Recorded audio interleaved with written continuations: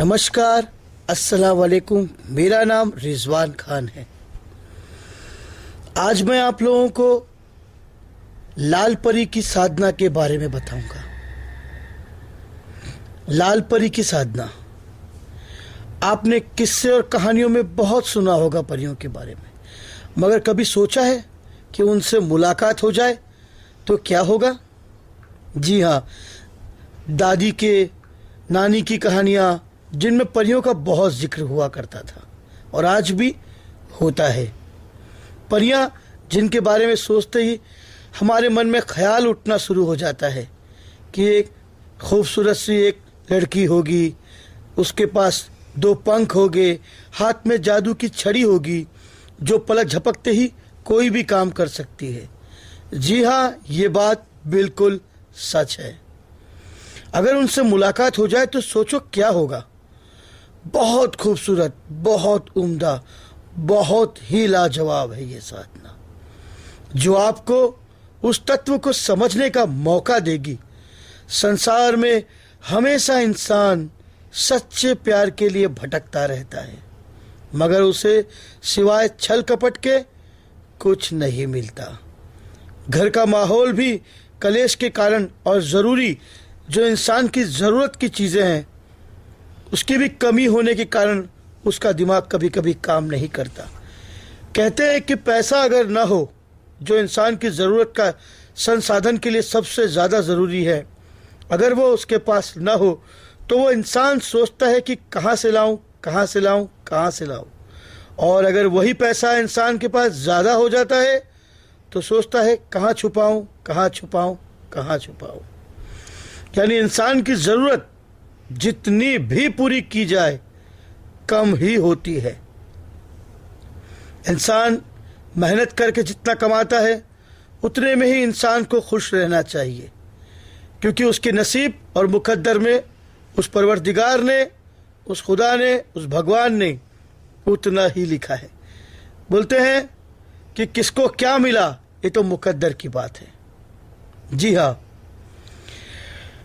मन में कई तरह के ख्याल आते हैं कि परियों के बारे में हम सोचते हैं कि परियां ऐसी होती हैं, परियां वैसी होती है, खूबसूरत। जी हाँ, वाकई में यह बहुत खूबसूरत और उस कुदरत के कारीगरी के द्वारा, खुदा की कुदरत से बनाई हुई वाकई में एक अनमोल वस्तु, एक अनमोल देखने लायक कायनात की एक चीज़ होती है। जी हाँ, जब इंसान परेशानियों से तंग आ जाता है, अपने मानसिक तनाव से, या फिर वो, तो उसका मन एक उच्चाट सा होना स्वाभाविक है। इंसान फिर दरगाह ढूंढता है, मंदिर ढूंढता है, चर्च ढूंढता है, गुरुद्वारा ढूंढता है, देव की शरण ढूंढता है, खुदा का सहारा लेता है, फिर गुरु, शिष्य वगैरह वगैरह, ताकि इंसान को सुकून मिले। और इंसान को नहीं मिलता तो सिर्फ 2 चीज़, दिन का चैन और रातों का सुकून नहीं मिलता। वही सोचता है कि आदमी क्या करे क्या नहीं करे। मगर किसी भी तत्व को जानने के लिए, समझने के लिए आपको आपकी आवश्यकताओं की पूर्ति होना बहुत ज़रूरी है, और बिना इसके आप देव तत्व या खुदा तक अपना मन नहीं लगा सकते। क्योंकि अकीदा इंसान का मजबूत होना चाहिए, विश्वास इंसान का मजबूत होना चाहिए, तभी वो खुदा को भी पा सकता है। तो ये परियां क्या है? कोई ऐसी साधना नहीं जो इंसान नहीं कर सकता। ज़रूरत है तो सिर्फ विश्वास की। फिर भी मैं यही कहूँगा कि कुछ तो बदलाव आना चाहिए, इंसान के अंदर कुछ तो बदलाव आना चाहिए,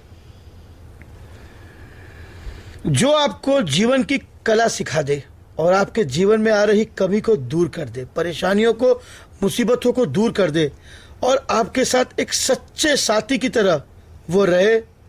आपको आने वाले हर खतरे से वो आपको आगाह करे, भूत, भविष्य, वर्तमान, इन तीनों की चीज़ों के बारे में बताए।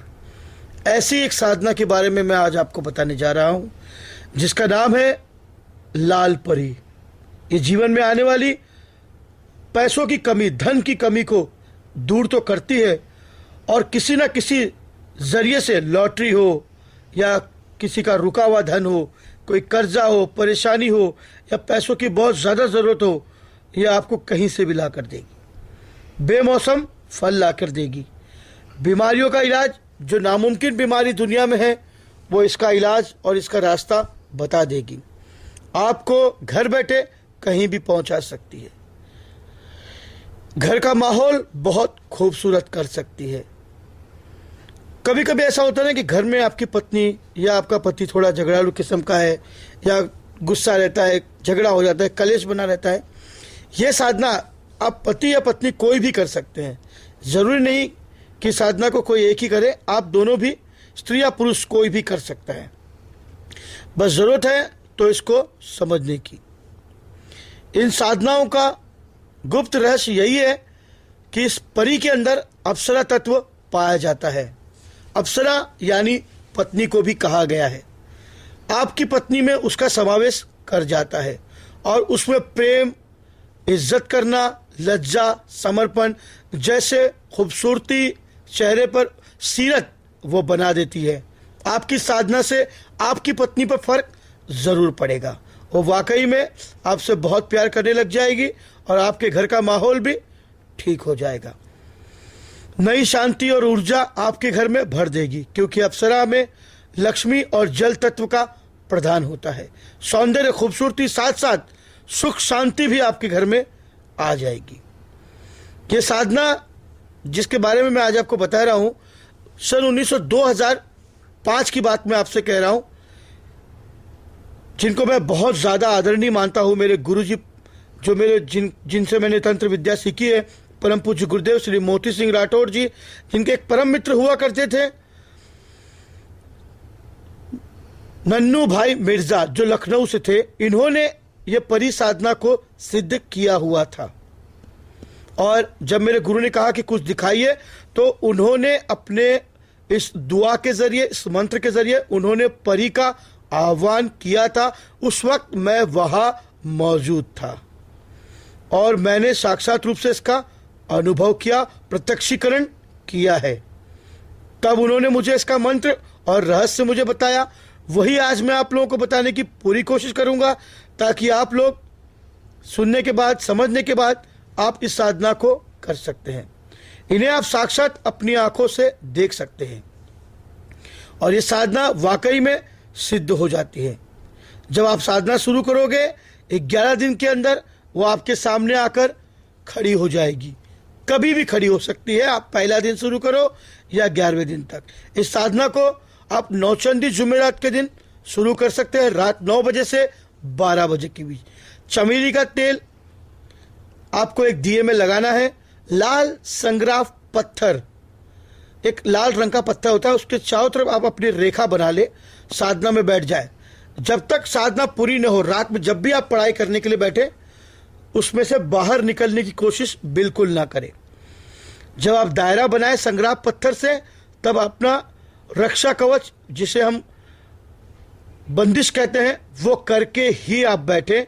मैंने अपने पिछले वीडियो में रक्षा कवच के बारे में, बंदिश के बारे में और हिफाजत के लिए जो मंत्र दुआ है वो मैंने बताई थी। आप उसका इस्तेमाल भी कर सकते हैं। जैसा कि मैंने बताया था, वो दुआ कि ऐतल कुर्सी आजारी, पैगंबर की सवारी, काटा सांप बिच्छू को, तुझे कसम है सुलेमान पैगंबर की प्यारी। इतना बोलते हुए आप संग्राफ पत्थर से रेखा बना के आप अंदर बैठ जाए। धूप दीप अगरबत्ती लगा ले। अपने पास चमेली या गुलाब के फूलों को आप रख ले। अब अपनी दुआएं, जो मंत्र मैं आपको बताने जा रहा हूं, वो मंत्र पढ़ने के बाद आप उस मंत्र को साधना करने के लिए आप उस मंत्र का इस्तेमाल करें। फिर वाकई में आपको उसका असर देखने को मिलेगा। दुआ है जो आपको पढ़नी है, आप लाल हकीक माला से या आप तस्बीह लेकर भी आप उसको पढ़ सकते हैं। आप सिर्फ अपने आप को पाक साफ, नहा धो के साफ सुथरा रखिए, जानमाज बिछाइए, आपको उस पर बैठना है। अब ये सवाल उठता है कि मैं जो बता रहा हूं, लोग कहेंगे यह मुस्लिम साधना है। जी हाँ, यह मुस्लिम साधना है, लेकिन मजहब नहीं सिखाता आपस में बैर रखना। हिंदी है, हम वतन है, हिंदुस्तान हमारा। इसलिए कोई भी साधना, चाहे वो हिंदू हो मुसलमान हो, सर झुकाने से आदमी कभी छोटा नहीं होता।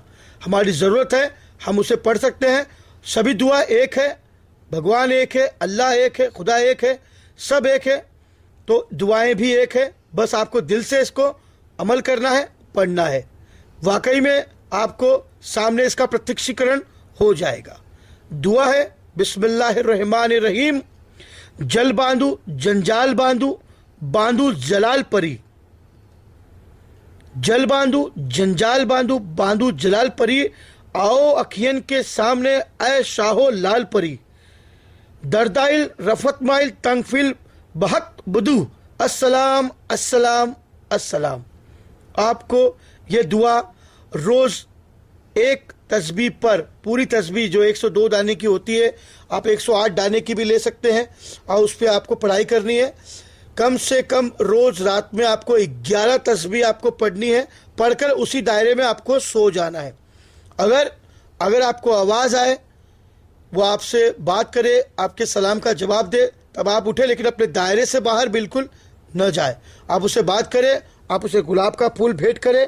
आप चाहे तो अपने साथ हिना अतर भी रख सकते हैं, या कुछ मिठाई जो लाल रंग की हो वो अपने पास आप रख सकते हैं। वो आपके सामने आएगी, बहुत खूबसूरत, उसके लाल रंग के पंख होंगे, लाल रंग का लिबास होगा और एक चमकती रोशनी से वो आपके सामने आएगी। वो आपसे बात करेगी, आप उससे बात करिए, आप उससे वचन लीजिए, वायदा करिए। आप उससे 3 वचन आप ज़रूर लीजिएगा, उसके बाद ही आप उससे बात करिए। पहला वचन कि मैं आपको जब बुलाऊंगा आप जब आओगी। दूसरा वचन, मैं आपको जो काम दूंगा आप वो काम करके आओगी। तीसरा वचन, आप मेरी हिफाजत करोगी और मुझसे पूछे बिना कोई काम नहीं करोगी।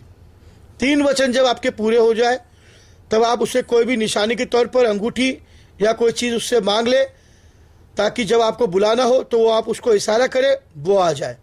लेकिन मैं आपको ये बता दूं कि गुरु बिना ज्ञान नहीं। अगर आप बिना गुरु के इस साधना को करने की कोशिश करेंगे या किसी को अपना गुरु नहीं बनाएंगे, तो यह आपका अमल सिद्ध होने वाला नहीं है, क्योंकि माता पिता गुरु से बढ़कर दुनिया में कुछ नहीं है। अगर आप इस साधना को गलत नीयत से, गलत इरादे से सीखना चाहेंगे तो भूल जाइए, ये कभी सिद्ध होने वाली नहीं है। इंसान की नीयत अगर साफ हो, उसका इरादा अगर साफ हो, तो ये साधना सफल होती है और सामने आती है। अगर आपके इरादे गलत हो, आप लॉटरी के चक्कर में, भूत भविष्य के चक्कर में, वर्तमान के चक्कर में, पैसों के चक्कर में, या आप अपने मन में कोई गलत भावना रखकर आप सिद्ध करोगे, तो वो आपके सामने भूल कर के भी कभी जिंदगी में नहीं आएगी, चाहे आप उस साधना को 10 बार कर लो। मैं आपका शुक्रगुजार हूँ तहे दिल से कि आप लोगों ने मेरा वीडियो लाइक किया। मुझे कई तरह के कमेंट मिले, मुझे कई तरह के लोगों का फ़ोन आया कि मेरा वीडियो बनाने का तरीका आप लोगों को बहुत अच्छा लगा। उसके लिए मैं आप लोगों का बहुत बहुत शुक्रगुजार हूँ। बस इसी तरह आप मेरे वीडियो को लाइक और सब्सक्राइब ज़रूर करें। मैं ऐसे और भी वीडियो बनाकर अपलोड करता रहूँगा। ऐसे मंत्र, ऐसे विद्या, ऐसी साधनाओं को बताऊँगा जो आपकी समझ में आएगी। सब्सक्राइब करने का मतलब होता है हमारे साथ जुड़ना। मेरे साथ जुड़िए ताकि आपके मोबाइल पर, आपके यूट्यूब पर मेरे वीडियो पहुंच सके। अगर आप लोगों को मेरा वीडियो अच्छा लगा तो इसे लाइक, सब्सक्राइब ज़रूर करें। जब तक के लिए नमस्कार, खुदा हाफिज़।